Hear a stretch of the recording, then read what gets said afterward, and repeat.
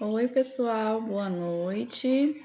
Vamos lá dar início a mais uma aula nossa, certo? Não vamos ter atividade para estar corrigindo, porque a aula passada eu não deixei nenhuma atividade para vocês, né? Mas vamos lá.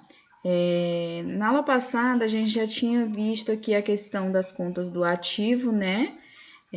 Que elas vêm compostas ali no balanço patrimonial através do seu grau de liquidez. Quanto mais disponível essas contas estiverem, então elas serão classificadas aí como as primeiras contas do lado do ativo, né? Lá dentro do nosso balanço patrimonial, que elas vêm justamente nessa ordem aí. Primeiramente, as disponibilidades, né? Que são os chamados disponíveis, que eu falei para vocês que seria caixa, banco, clientes a receber, né? Nós temos aí, ó, primeiros disponíveis, depois as contas a receber ou a recuperar, certo? Lembrando que, gente, que essas contas a receber ou a recuperar, elas também têm junto com elas vem, na realidade, as contas redutoras, né? Professor, o que seriam as contas redutoras? Por exemplo, eu tenho clientes a receber, né? Duplicatas a receber. O que eu falei para vocês, vendi 30 mil, recebi 25 mil, né? Eu fiquei aí com o quê? 5 mil de prejuízo. Então, lá abaixo, suponhamos, dessas duplicatas a receber, eu vou colocar uma conta redutora, que ela pode ser chamada de duplicatas descontadas, né? Equivalente ao valor do prejuízo, 5 mil, para estar reduzindo a conta de duplicatas a receber, ok? A segunda conta lá nós temos a terceira, na realidade, que vem, né? Vem os disponíveis primeiro, depois vem as contas a receber, ou duplicatas a receber, clientes a receber. Logo abaixo vem ali estoques, né? Estoques, depende do ramo com que você trabalha, também já havia explicado isso para vocês na aula anterior, que se você trabalha no ramo do comércio, lógico que o seu estoque vai ser de mercadorias, né, de produtos. Se você trabalha se você tem uma empresa de indústria, né, fabricação, né, o estoque dela, lógico, vai ser matéria-prima, os produtos em elaboração, produtos inacabados e material de consumo e embalagens, certo? E se você trabalha no ramo de prestação de serviço, uma construtora, por exemplo, o estoque dela vai ser produtos inacabados, né? Vai ser os materiais de construção, certo? E aí por diante. Temos também a chamada lá, a quarta conta que vem dentro do ativo circulante, seria a chamada despesas do exercício seguinte. O que seriam essas despesas do exercício seguinte? São ali os prêmios de seguros, porque prêmios de seguro, ele é pago antecipadamente. Por exemplo, você contrata um seguro, geralmente as empresas contratam seguro de vida, aí ela tem o que aí? Um período de 12 anos dentro desse seguro de vida, né? Então, é um antecipado, são as chamadas despesas de exercício, certo? As contas do ativo não circulante, né? São classificadas neste grupo contas que não estão programadas para circular, né? Até o final do próximo exercício, ou seja, tem uma rotação lenta e não fazem parte da programação financeira de recebimento para o próximo exercício. As principais contas do ativo não circulante são, a gente já sabe o que é o exercício. Quando a gente fala em exercício, a gente está falando do período dentro de 12 meses, né? Então, ou seja, quando eu falar para vocês, próximo exercício seria as contas a receber, né? No próximo ano seguinte, né? Ativo realizado a longo prazo. São classificadas aqui as contas que devem entrar em liquidez somente após o encerramento do exercício. O realizável a longo prazo, ele compreende teoricamente as mesmas contas do ativo circulante, com exceção das disponibilidades, cujo prazo de realização seja superior a 1 ano ou o ciclo operacional se esta for superior a 1 ano. Investimentos, né, são as contas que está dentro do ativo não circulante, né? São destinados à manutenção e atividade operacional da empresa. São os ativos que a empresa não tem intenção de se desfazer deles. É chamado por alguns profissionais de imobilização financeira. A lei das sociedades anônimas, eu já falei para vocês acho que eu já falei para vocês o que são sociedades anônimas, né? São aquelas grandes empresas que têm várias pessoas aí investindo nela, certo? Que são as chamadas SA. Estabelecem e devem ser classificados os investimentos e participações permanentes em outras sociedades. Ok. Exemplos, né, aí de investimentos: participação permanente em outras sociedades, obra de artes, imóveis, né, não para o uso, e sim para a fruição de renda e aluguel. Olha só, lá dentro do balanço, já vou mostrar para vocês o modelo de um balanço patrimonial. Essa conta investimentos, ela vem lá após o ativo não circulante, né? Na realidade, ela está dentro do ativo não circulante. O imobilizado, né? São bens e direitos utilizados na atividade operacional da empresa. A venda de qualquer desses elementos sem a devida reposição prejudicará ou pode até paralisar a atividade normal da empresa. Olha só, se a empresa necessita vender um imobilizado para conseguir sanar determinadas dívidas, provavelmente essa empresa ela não está numa situação financeira muito boa. Por quê? Porque uma empresa de situação financeira boa seriam aquelas empresas que elas usam apenas o disponível, né, para sanar as suas dívidas, para pagar as suas dívidas. Então, o disponível é o quê? Não é caixa, não é banco, não é estoque, não é cliente. Passou disso, se a empresa tem que vender um imobilizado para sanar suas dívidas, a situação financeira dela pode ser preocupante, né? Os bens, eles podem ser o quê? Os já devem ter ouvido a palavra tangíveis e intangíveis, né? Os bens, eles podem ser tangíveis. Os tangíveis são o quê? São aqueles bens que você pode ver, você pode, né, tocar, você pode movimentá-lo de lugar. São aí os terrenos, as construções, as obras em andamento, os móveis e utensílios, as máquinas, os aparelhos e equipamentos, as ferramentas, peças e conjuntos de reposição, instalações, veículos, né? E aí vai.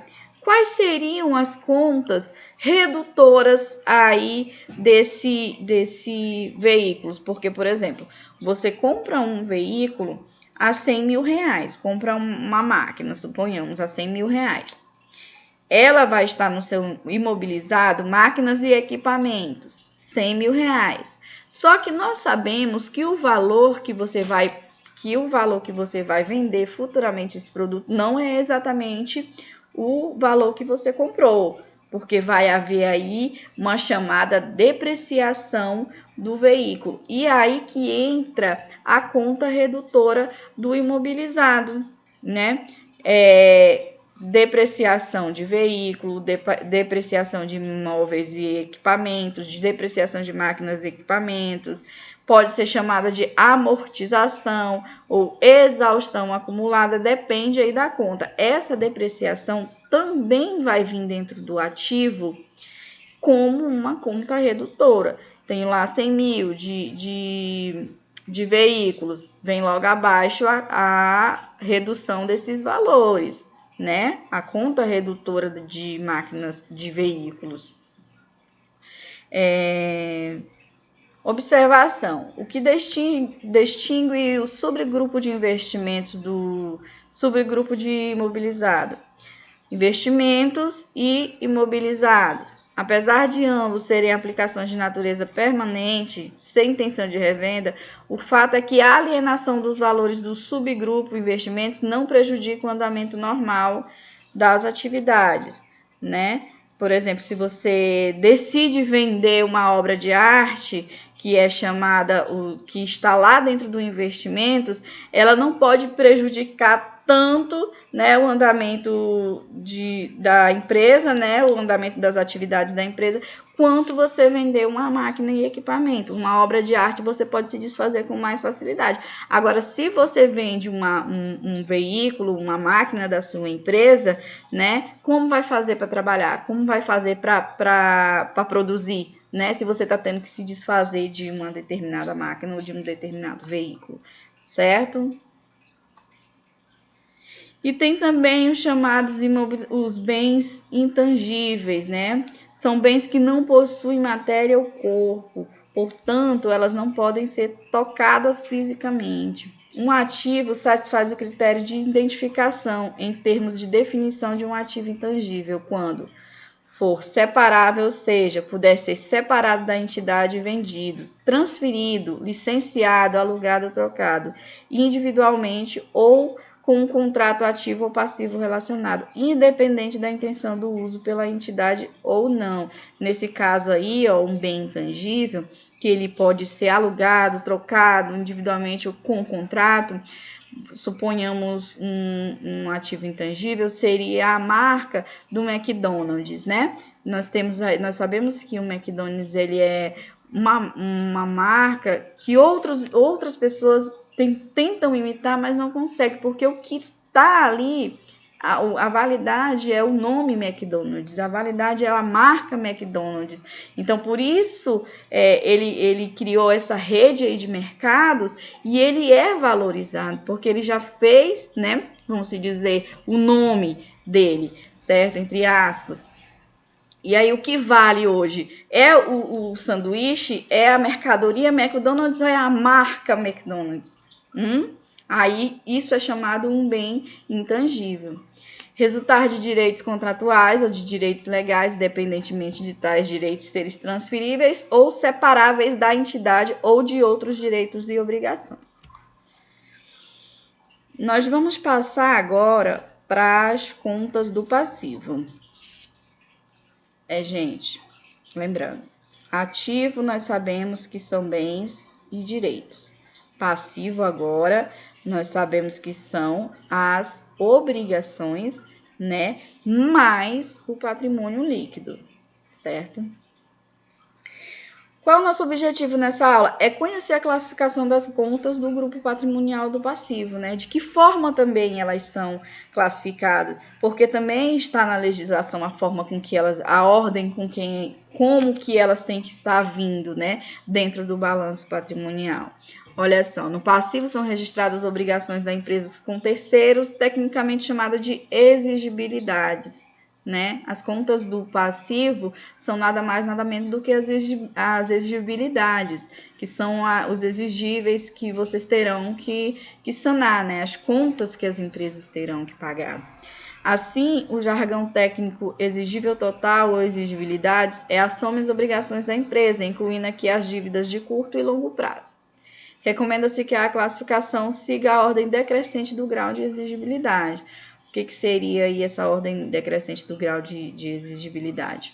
Qual a prioridade da empresa? São os salários dos funcionários? Pós-salários dos funcionários são os fornecedores? Pós-fornecedores são os impostos a pagar, né? Pós-impostos a pagar são energia, aluguel, né? Despesas com alimentação. Então, elas têm que vir classificadas dependendo do grau de exigibilidade. Qual a principal, né? O que eu tenho que pagar primeiro? Então, aí vem, aí dessa forma que se começa a organização das contas do passivo. Grau de exigibilidade. Diz respeito à prioridade de pagamento, né? Por exigência de terceiros que tenham direito ao recebimento, que eu acabei de falar para vocês. Olha só. Tá vendo aqui, ó? Uma régua aqui, nessa imagem, vai ser pago este ano, circulante, curto prazo, né? Vai ser pago após o próximo ano, circulante, longo prazo, né? Que seria aí, geralmente o que vai para o circulante longo prazo são os financiamentos, certo? você faz aí um financiamento de 36 meses, aqui no circulante curto prazo ele vai ficar até os 24 meses, tá vendo? Vai ser pago este ano, dentro deste ano 2020, vai ser pago no próximo ano, vai ser pago até o final do ano de 2021. Fica aqui dentro do ativo circulante também, certo? Porém, passou do ano de 2021, o financiamento, nós vamos jogar ele aí, ó, pro longo prazo, né? Vai ser pago após o próximo ano, vai ser pago após o ano de 2021, vai começar a pagar em 2022. Então, nós vamos jogar ele lá pro próximo ano e vai ficar no longo prazo, certo? Que seria o ativo não circulante. Classificação das contas do passivo, desculpa, seria o passivo não circulante. As contas do passivo são classificadas como passivo circulante, passivo não circulante e patrimônio líquido. O passivo circulante, né? O que a gente tem dentro do passivo circulante? São classificados no grupo obrigações que devem ser pagas ou recolhidas até o próximo exercício. Né? Geralmente aparecem acompanhadas da expressão a pagar ou a recolher. Se vocês veem impostos a recolher, impostos a pagar, essas expressões são contas que fazem parte do nosso passivo circulante, são as obrigações do passivo circulante, né? Muitas vezes, sendo esta a única distinção de despesa que possui o mesmo nome de conta. É de grande importância nas análises das demonstrações contábeis, né? Por se tratar de grandes valores com influências no fluxo de caixa da empresa. A falta de controle, gente, dessas obrigações de curto prazo pode levar a empresa à falência. Logicamente que se você não tem um controle das despesas que a sua empresa tem que pagar dentro do exercício, complica, né? Se você não sabe o que eu tenho para pagar num período ali de 12 meses, pode isso levar a sua empresa à falência. Exemplos que tem aí, ó. Dá uma lidinha, eu vou falar 2 exemplos aqui. Fornecedores, duplicados a pagar, mas tem mais, tem imposto a recolher, encargos trabalhistas a recolher, salários e vários outros aí que são exigibilidades, né? Que são os pagamentos que vocês são obrigados a fazer, que a empresa é obrigada a fazer. O passivo não circulante, né? Como eu havia falado para vocês, que são as obrigações que só diferem do passivo circulante, por quê? Por causa do prazo de pagamento. A diferença aqui, gente, do circulante dentro do período do exercício, do não circulante, a diferença é o prazo de pagamento, né? Olha só, com o passar do tempo, as contas do exigível a longo prazo passam por passivo circulante. Isso porque as obrigações passam a ser exigíveis até o final do próximo exercício. Lógico. Por que ele diz aqui que ele, com o passar do tempo, ela passa a ser passivo circulante? Porque se são 36 meses, aí lá no ano de 2021, o que você tinha jogado para o passivo não circulante, os 12 meses, lá um dos 12 meses, ele vai para o passivo circulante, né? Então, por isso que ele fala aqui que automaticamente essas contas, elas vão passando, no final do exercício, elas vão passar para o passivo circulante. Um exemplo aqui, financiamentos, empréstimos, adiantamentos, contas a pagar. Por que os contas a pagar podem também ir? Porque depende do período, né? Depende do exercício que é para ser pagas essas contas. Mas sempre vai provavelmente contas a pagar, se for para ser jogada no não circulante, ela vai vir com uma nomenclatura contas a pagar a longo prazo, né? Obrigações a pagar a longo prazo, financiamento.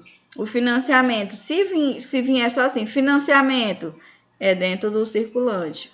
Agora, se vier financiamento a longo prazo, é dentro do não circulante. Passivo circulante, passivo não circulante. O patrimônio líquido, gente. Falamos aí das contas do passivo, passivo circulante, passivo não circulante. E nós vamos agora passar para o patrimônio líquido, que também está dentro, né? Lá do lado, não está dentro, na realidade fica no balanço patrimonial, do mesmo lado das contas do passivo. De início, a gente falou que ele fica lá justamente para dar o chamado equilíbrio no nosso balanço patrimonial.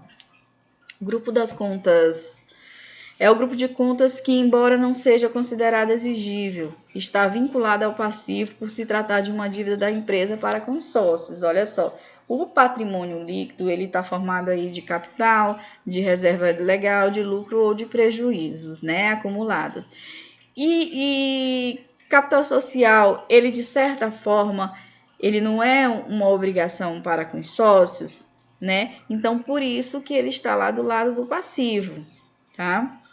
Ele também acaba sendo uma exigibilidade. E o patrimônio líquido, meus alunos, eles são compostos aí pelo capital social, né? Que o capital social é o quê? É o recurso aplicado pelos sócios na empresa. Ele pode ser título de investimento inicial, aumento de investimento ou até aplicações para aumentar o lucro e investimento da empresa, deduzindo-se da parcela não integralizada. Segundo o artigo 7º da Lei 6.406/76, o capital social ele poderá ser formado com contribuições em dinheiro ou em qualquer espécie de bens suscetíveis de avaliação em dinheiro. O capital social ele pode se subdividir em capital social subscrito, é o valor que os sócios registram com investimento no contrato social da empresa, né? Que é aquele valor quando você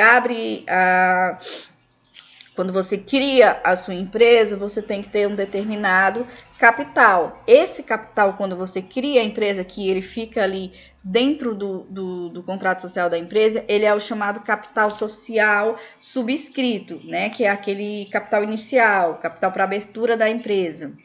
O capital social integralizar, que é o realizado, ele é o valor já entregue pelos sócios em virtude de compromisso assumido no registro do capital social. É a diferença entre o capital subscrito e o capital realizado. Esse capital social a integralizar, ele é um valor que os sócios podem ir transformando esse capital dentro da empresa. Conforme a empresa vai crescendo, os sócios resolvem investir mais dinheiro dentro da empresa. Então, esse valor em dinheiro que entra, ele é chamado de capital social a integralizar, né? E o patrimônio líquido, o capital social também pode ser capital social a integralizar, né? Ou a realizar. É o valor registrado no capital social da empresa, mas ainda não entregue pelos sócios. Futuramente, os sócios dizem, entre aspas, tem um capital para investir dentro da empresa, mas esse capital ainda não existe, então ele ainda vai ser um a realizar. Suponhamos que existe esse capital. O sócio diz que tem um capital para investir, mas ainda, né, não investiu, não colocou. Então, ele ainda é um futuro, é a realizar, porque tem aí, se vocês observarem, nós temos o realizado e nós temos o a realizar. Reservas de capital, né? As reservas de capital também fazem parte do patrimônio da empresa, né? Olha só, nós estamos falando de patrimônio líquido, né? E o que faz parte do patrimônio líquido? Capital social. Capital social dividido em capital social subscrito, capital social realizado e capital social a realizar. 2. Reservas de capital também fazem parte do patrimônio, do grupo do patrimônio líquido. São valores emitidos pela empresa, não destinados ao aumento do capital social e que não passaram pelo resultado. São exemplos: ágio de vendas de ações, prêmios recebidos na emissão de debêntures, bônus de subscrição, certo? Isso faz parte de uma reserva de capital. Também lá dentro do grupo do patrimônio líquido, nós temos aí a chamada reservas de lucros, né? São valores retidos do lucro para uma distinção específica, ou seja, parte do lucro que neste momento não será distribuída aos sócios como dividendos, fica investido na empresa. Reserva legal, reserva de contingências, reserva de lucros a realizar, entre outras dispostas legislações. Os ajustes da avaliação patrimonial. 4, que também faz parte do patrimônio líquido, né? São os aumentos ou reduções de valores do ativo ou do passivo, em função do valor real de mercado. Ações da tesouraria, né? Tesouraria ocorre quando a empresa compra no mercado ações. E os prejuízos acumulados, né? Se teve prejuízo ali dentro na empresa, ele também faz parte é uma conta que faz parte do patrimônio líquido. É a soma dos valores negativos do resultado que são acumulados em outros ou mais exercícios. Ah, e agora aí, ó, que legal. Falei para vocês que eu ia estar mostrando, talvez assim fique mais fácil, né, mais compreensível vocês entenderem, né, o que é um balanço patrimonial, porque só na teoria a gente verifica aí, só teoria, a professora tá lendo, tô tentando que entre na minha cabeça, vou reler de novo, mas tá complicado, eu não entendi o que é ativo, o que é passivo, né, o que é patrimônio líquido, mas às vezes, gente, a gente olhando aqui, ó, analisando esse quadro, a gente entenda melhor. Tá vendo lá quando eu falei para vocês as contas que fazem parte do ativo circulante,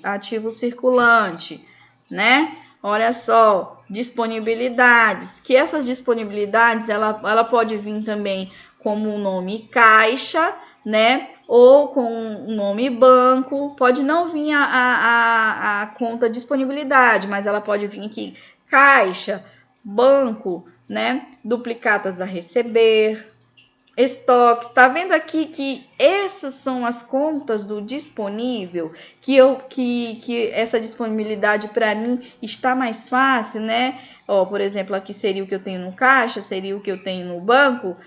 Eu posso pegar a qualquer momento, né? Essas duplicatas aqui eu ainda vou receber dos meus clientes, né? Ainda tem, mas vai entrar no período aqui de 20 dias para mim, 30 dias, tá aqui, ó, no ativo circulante. Estoques nessas minhas mercadorias que elas podem ser vendidas a qualquer momento, então ela está mais disponível para mim do que as demais contas, certo? Aqui, para não confundir, é só porque nós temos um balanço do final de 2008, né? E o final de 2019, 31/12, a situação da empresa em 31/12 de 2008 e em 31/12 de 2009, só para não confundir aqui, tá? Esses são os valores representando as contas. O que aqui em cima? Aqui é o total do circulante. Se você pegar aqui e somar 302, 420, 705, vocês vão obter esse valor aqui, ó. Tá até sublinhado. Vão obter 1.427, que é o total do nosso ativo circulante, tá?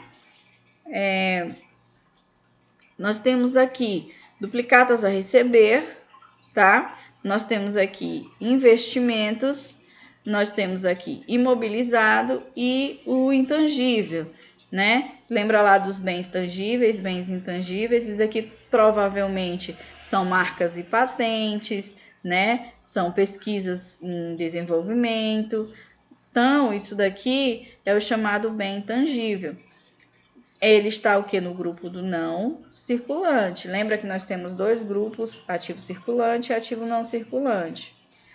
O total aqui, gente, o total do meu ativo, R$ 2.967, que seria o total do circulante mais as contas do não circulante, que daria esse valor aqui, ó, R$ 2.967. No final do 31/12 de 2008, o total do meu ativo, R$ 2.967. No final do ano de 2009, 31/12 de 2009, no final do meu exercício social, eu tenho aqui, né, um valor total de 2.880, que é o total do meu ativo mais o total do meu ativo circulante mais o total do meu ativo não circulante. Tem esse valor aqui fechado, ok? Vamos passar agora para as contas da exigibilidade, né? O que é as contas da exigibilidade? É lá o meu passivo, o meu exigível. Olha só, lembra que foi falado para vocês aqui, elas vêm por ordem de grau de exigibilidade, né? O que eu tenho que pagar primeiro? Nós temos aqui o circulante, o total do meu circulante, que se vocês pegarem aqui e somar, ele vai dar 1.120, certo? Soma aqui, ó. Fornecedores, o grau de exigibilidade. Primeiro eu tenho que pagar aos meus fornecedores, R$650. Os meus salários a pagar, R$120. IR, CSLL a pagar, R$150. O que é IR e CSLL, professora? Imposto de renda, contribuição social sobre o lucro líquido, né? São impostos que a empresa paga em cima do lucro da empresa. R$150, olha aqui. Dividendos a pagar, poderia também vir como contas a pagar, R$200. Nós temos aqui, da mesma forma que nós temos o lado do ativo, nós temos o passivo. Aqui no final do exercício de 2008, final do exercício de 2009, tá? Não circulante, tá vendo aqui, ó? Exigível a longo prazo, R$500, que seriam os mesmos financiamentos, tá? Que é o exigível a longo prazo, faz parte do passivo não circulante, R$500, que são os financiamentos. Aqui é a soma do exigível a longo prazo, tá, gente? Tá mesclado aqui. Tá vendo aqui?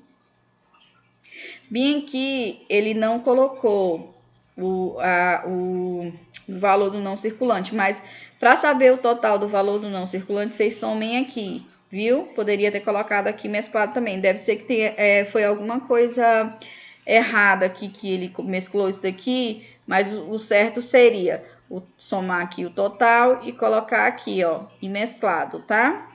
Mas aqui nós temos, né, o exigível a longo prazo, R$500. Aqui nós temos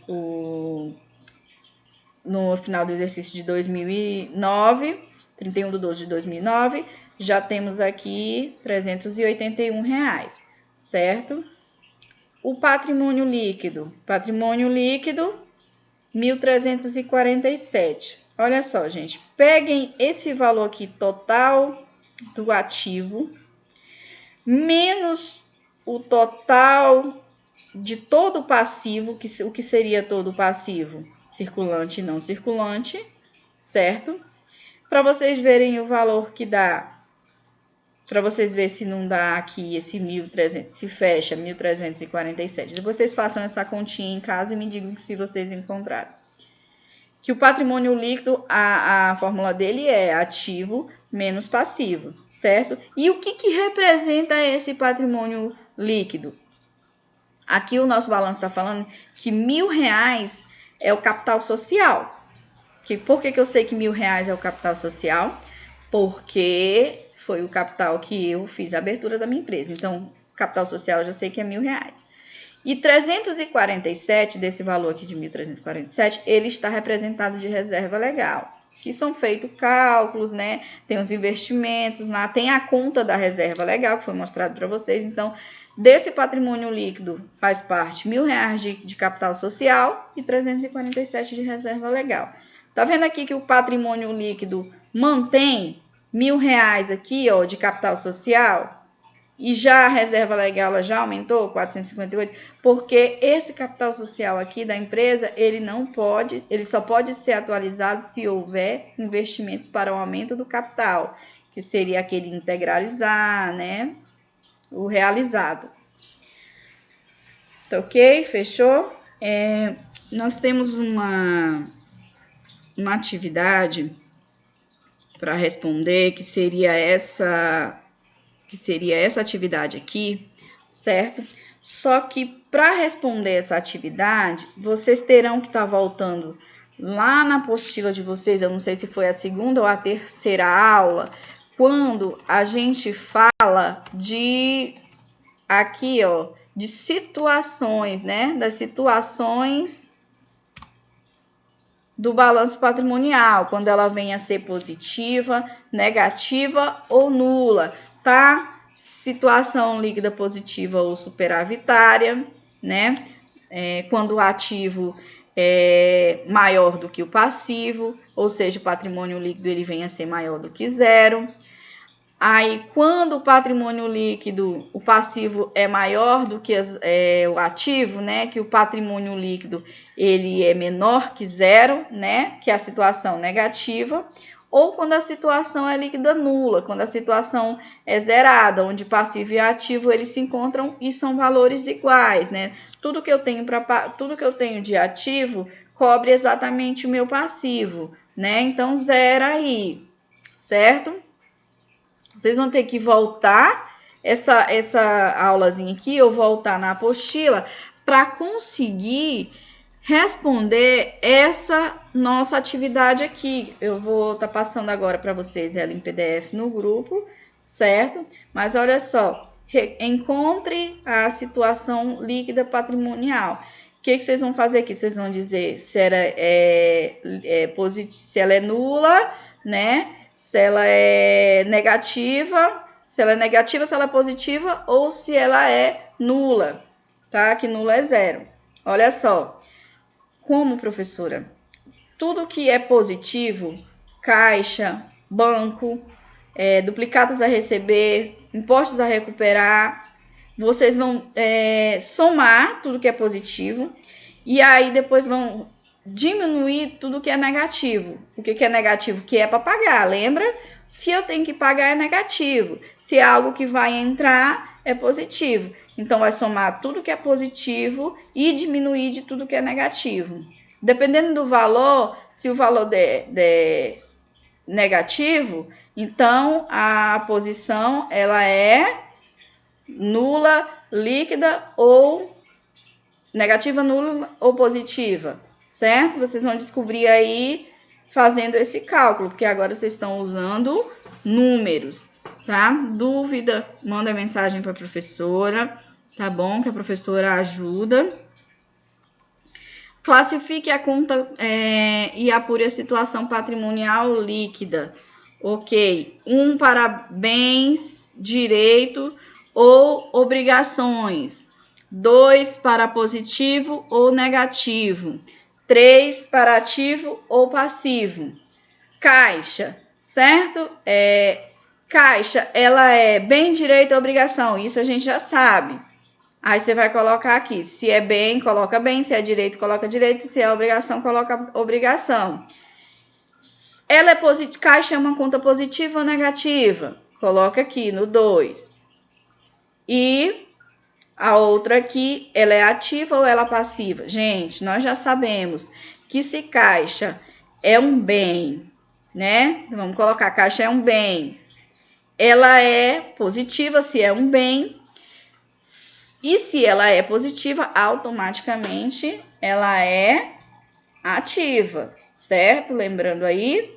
Então, simples, simples, simples. Aí tem A, tem B, tem C, né? Essa A, B, C, essa daqui vocês vão responder do mesmo jeito, tá? Só os valores que vão ser diferentes. Aqui, exatamente, o resultado patrimonial, vocês vão pegar, né? Diminuir os positivos dos negativos e ver o valor que tá aqui, tá? E completar. Bem simples, simples, simples. Dúvida, tô aqui para tirar as dúvidas de vocês, tá bom? Então, meus amores, até a próxima aula. Tchau, tchau, boa noite.